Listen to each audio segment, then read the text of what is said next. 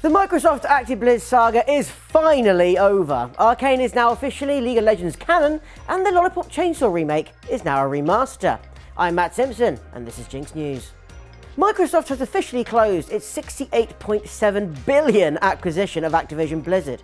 In completing the game industry's biggest ever deal, the Xbox maker has taken ownership of major console and PC franchises including Call of Duty, Warcraft, and Diablo. It has also established a major presence in mobile gaming with the addition of Candy Crush maker King. Other developers joining Xbox Game Studio include Infinity Ward, Raven Software, Sledgehammer Games, Treyarch, Beenox, and High Moon Studios, who make Call of Duty, Call of Duty, Call of Duty, Call of Duty, Call of Duty, and Call of Duty respectively. They'll also be joined by Toys for Bob, who developed the recent Crash Bandicoot games. Ugh, imagine not developing Call of Duty games, right? Ugh, weird. The end of this long-running saga has finally cleared up the concerns many had over this deal. Call of Duty will not be an Xbox and PC exclusive and will remain on PlayStation for at least another 10 years. They've also partnered with several companies to ensure cloud gaming remains multi-platform in the future. However, the likelihood is that most other games under the Actiblizz umbrella will become exclusive to Xbox and PC. It was also confirmed that Activision Blizzard's long-running boss, Bobby Kotick, will remain as CEO through the end of 2023. He'll report to Phil Spencer, assisting the Xbox head with the transition process. So we won't be seeing the back of him just yet, sadly. Despite emerging victorious from a court battle with the US Federal Trade Commission, which was also seeking to block this acquisition over antitrust concerns, Microsoft is actually still facing resistance to the deal from the regulator. But either way, it'll be fascinating to see what the future holds for the game industry. A change of this size hasn't really been seen before, and the ramifications could be seismic. The general trend of gamers veering away from physical discs in favour of digital downloads is one that may continue, but won't cause them to go away completely. That's according to Ubisoft SVP Chris Early. In an article on Ubisoft's website covering their involvement in the Actiblizz Microsoft deal, Early touched on a number of topics, including that of physical games.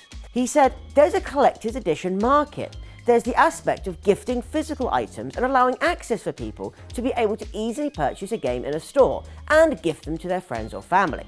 Some people will always want to own the physical disc. I just don't think it's going away. Do I think physical sales might get lower over time? Sure, but will it ever completely go away? I don't think so. With both Microsoft and Sony offering digital-only versions of their respective consoles and the industry's trend towards cloud gaming and streaming, it's little wonder physical game sales have declined. In fact, US electronics store chain Best Buy confirmed they'll stop selling physical media entirely next year.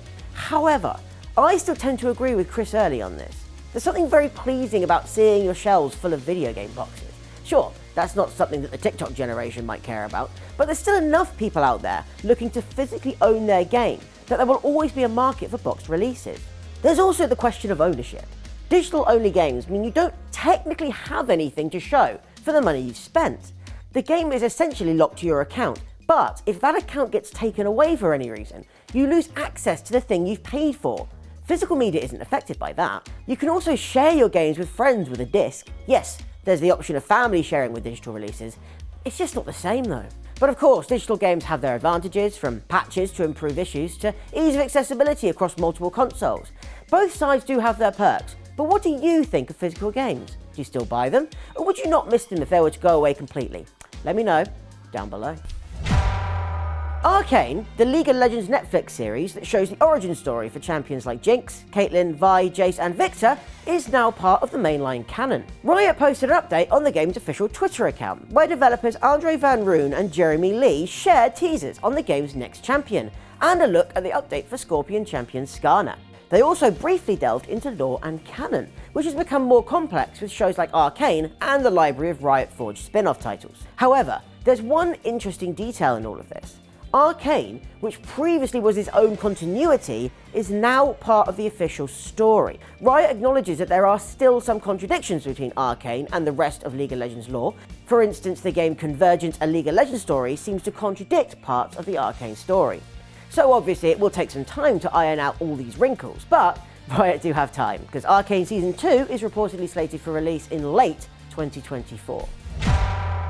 The remake of 2012's cult classic Lollipop Chainsaw is now going to be a remaster instead. That's according to the founder of Dragami Games, the studio behind Lollipop Chainsaw Repop.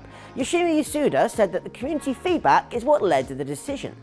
In a post on Twitter, Yasuda stated, "We have changed the game design of Repop from remake to remaster based on your requests." Now, without further clarification, it's impossible to say what this actually means for the title, although it could be that Dragami intends for it to more closely resemble the original than was previously planned.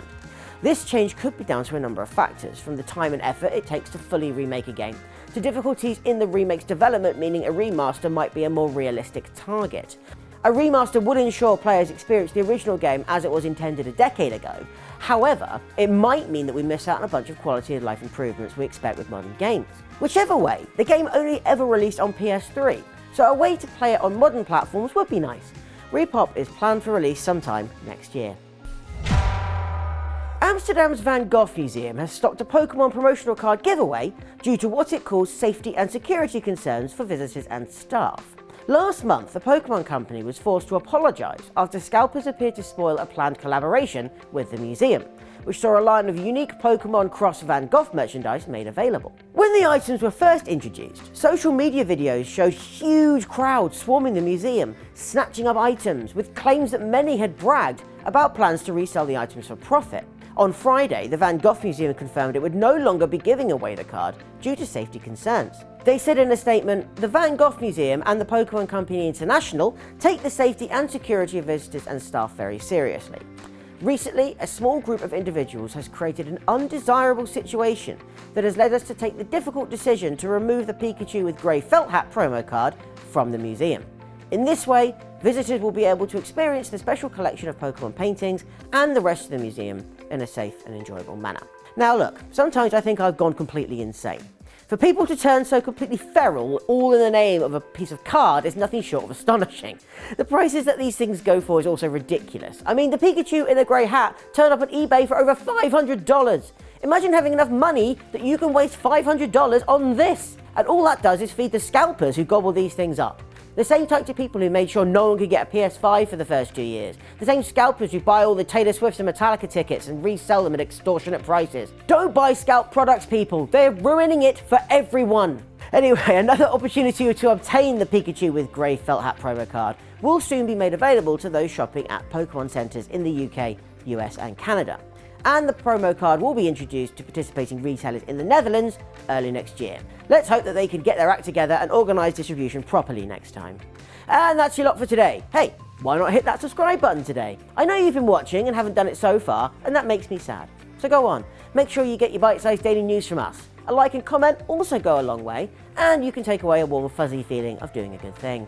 I'll see you tomorrow.